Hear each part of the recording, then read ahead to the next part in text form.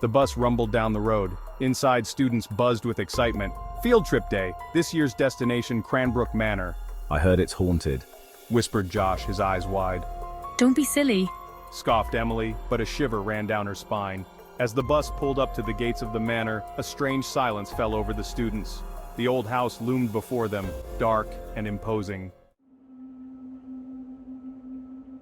The manor's door creaked open as if inviting them in.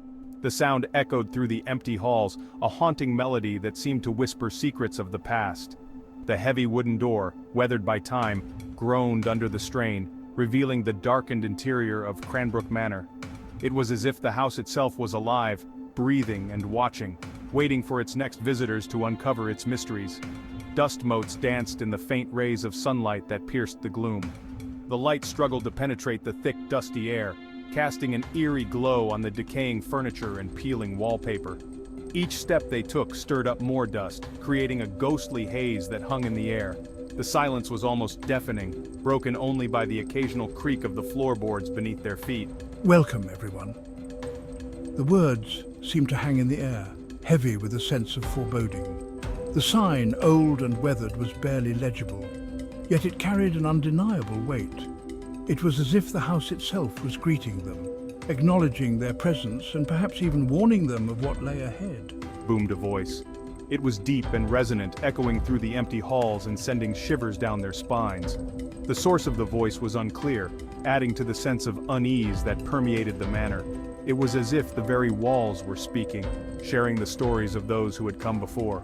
Mr. Thompson, the caretaker, a stooped figure with a nervous air, ushered them inside. His eyes darted around the room, as if expecting something to jump out at any moment. He had been the caretaker of Cranbrook Manor for decades, and the weight of its history seemed to rest heavily on his shoulders. His voice trembled slightly as he spoke, adding to the sense of unease that filled the air. The air inside was cold and damp, thick with the smell of decay. It was a smell that seemed to seep into their very bones, a reminder of the manor's long and storied past. The walls were covered in mold, and the floor was slick with moisture. It was as if the house itself was decaying, slowly being reclaimed by nature. Cobwebs clung to every corner, and portraits of stern-faced strangers stared down from the walls. The eyes in the portraits seemed to follow them as they moved, adding to the sense of being watched. Each portrait told a story, a glimpse into the lives of those who had once called Cranbrook Manor home. The cobwebs, thick and heavy, were a testament to the years of neglect and abandonment. It was clear that the manor had not seen visitors in a very long time, and the weight of its history was palpable in every room. The students explored the manor in small groups, their initial apprehension giving way to curiosity. As they ventured deeper, the shadows seemed to grow longer, and the silence more oppressive. Where's Billy? Asked Sarah, suddenly noticing one of their classmates was missing. They searched the nearby rooms, their calls echoing unanswered. A knot of fear began to tighten in their chests.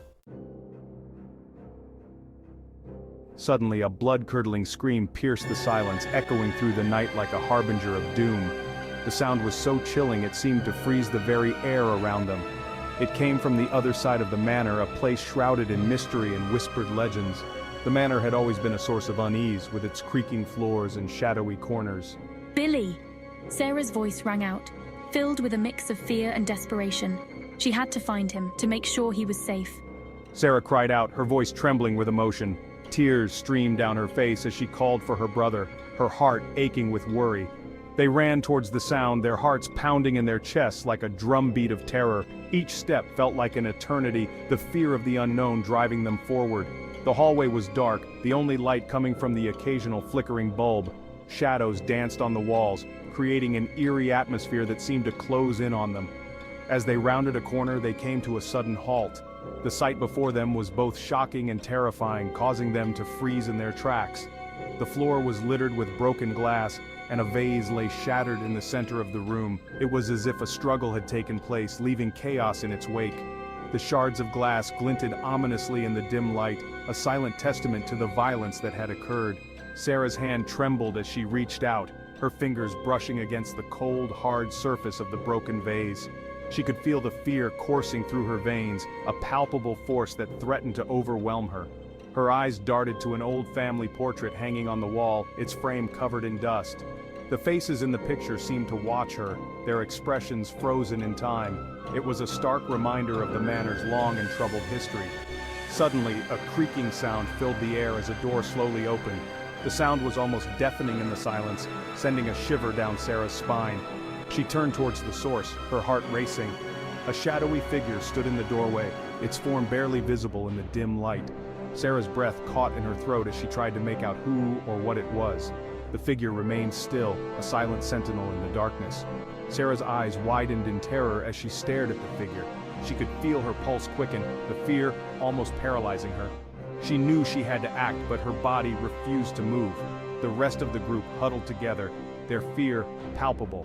They clung to each other, seeking comfort in the presence of their friends. The darkness seemed to close in around them, a suffocating blanket of dread. A flickering candle cast long shadows on the walls, its flame dancing in the drafty room. The light was weak, but it provided a small measure of comfort in the oppressive darkness. The sound of a clock ticking filled the room, each second stretching into an eternity. Time seemed to slow down, the tension building with each passing moment. With a collective breath, the group cautiously moved forward.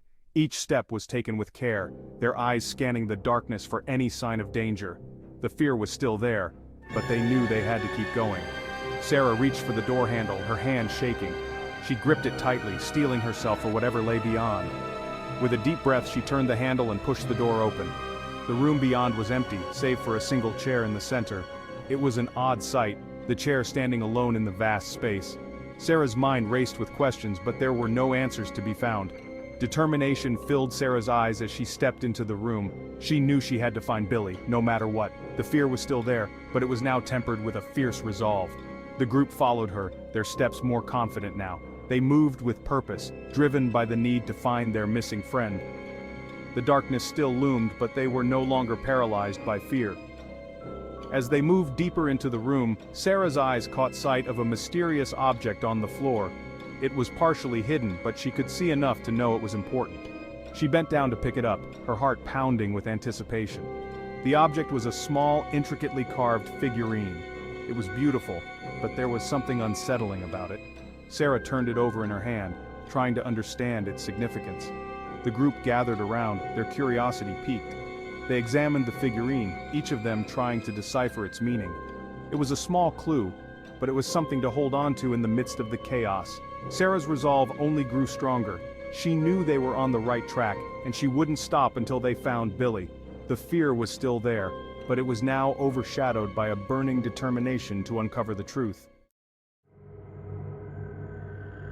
Before they could react, the door slammed shut with a resounding boom. They were trapped.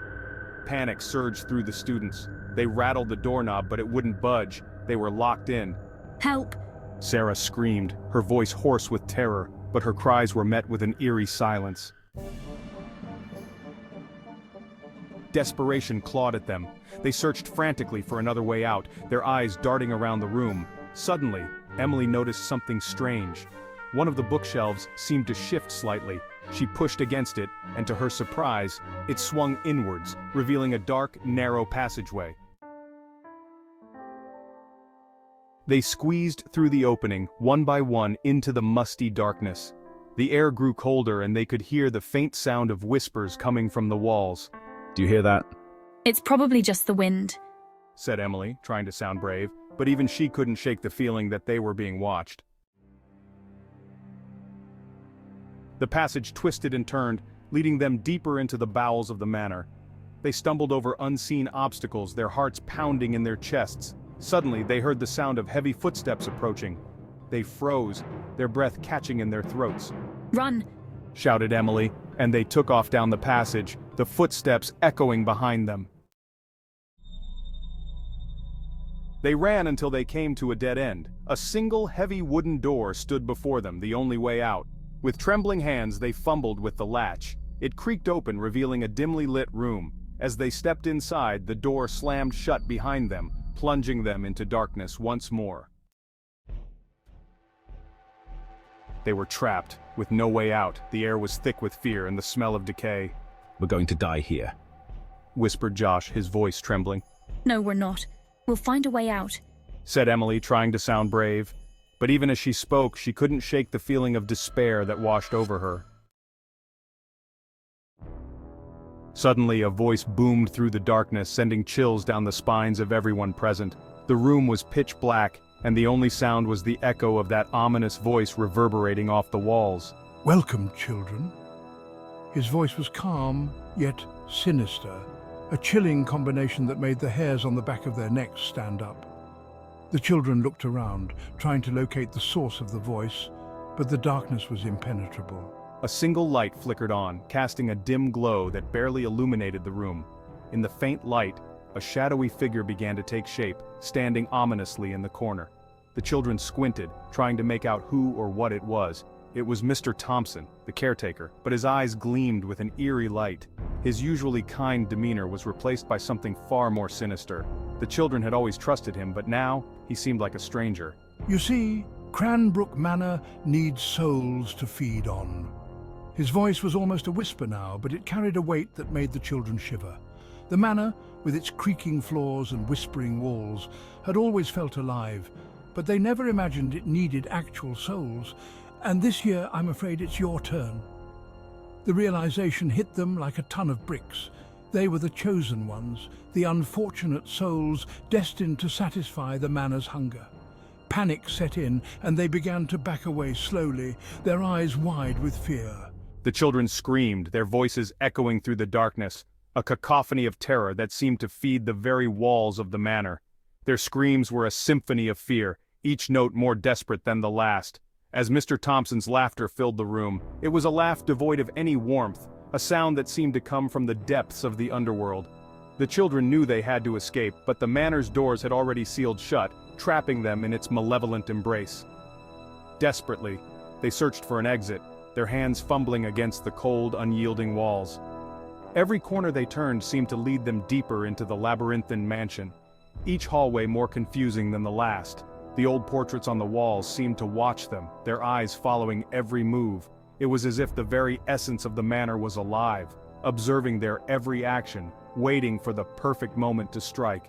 Just when hope seemed lost, one of the children stumbled upon a hidden door, partially concealed behind a dusty old tapestry. With trembling hands they pushed it open, revealing a narrow, dimly lit passageway. They hurried inside, the walls closing in around them as they made their way through the claustrophobic tunnel. The air was thick with dust, and every step they took echoed ominously. Finally, they emerged into a moonlit garden, the cool night air a stark contrast to the oppressive atmosphere of the manor. They had escaped, but the memory of Mr. Thompson's eerie smile and the manor's insatiable hunger would haunt them forever. As they looked back at Cranbrook Manor, its dark silhouette looming against the night sky, they knew they would never forget the night they discovered the truth. The manor was not just a building, it was a living entity, and it would always be waiting for its next meal.